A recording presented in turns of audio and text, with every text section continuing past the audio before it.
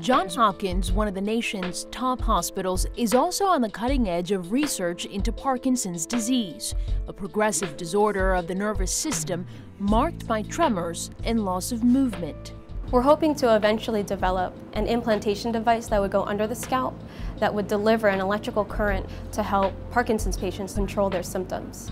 Chau has been a research assistant here since 2014. Her work is deeply personal. My mom first started showing symptoms of Parkinson's when she was about 35 years old. From a very early age, I would go with her to appointments and to specialists. For me, it's very important to help those who suffer like she does, because my mom is the most important to me in my life. But this year, Chau won't only be helping Parkinson's patients as she splits her time between the controlled environment of the research lab and the chaotic aftermath of severe weather. As the first and only woman to graduate through their intense training program, Chau is now part of the first response team of America, led by Golia. It doesn't matter whether a team member is a male or a female. What matters is, can you run these trucks, can you run this equipment, can you work long hours, and do you really care about people who are in great need? As she began the training, we realized she definitely could handle the work.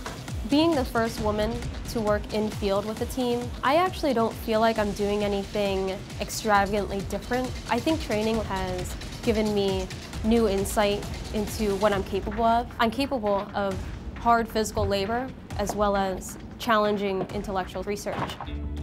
This Christmas, Chau put her training to work deploying to help storm victims in Columbia, Mississippi, after the town was hit by an EF3 tornado.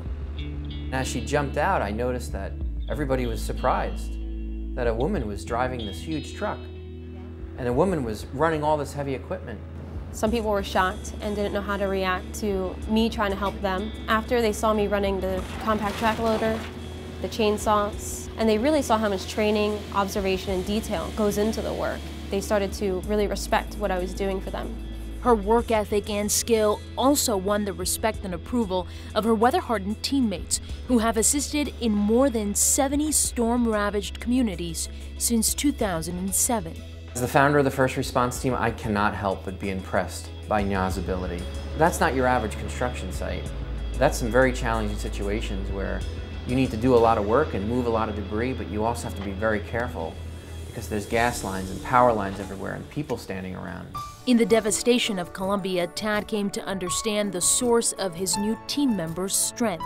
There's no question about it that Chau's background in neuroscience is really what makes her who she is. She's no stranger to being in very demanding and challenging situations. She wants to help people. She wants to improve the quality of people's lives. And Chau found harmony between her two very different lives. Whether it's in a clinical setting or in a disaster setting, if I can reach out to others in a manner that they need, in a manner that will help them, those are the things that bring meaning to my life.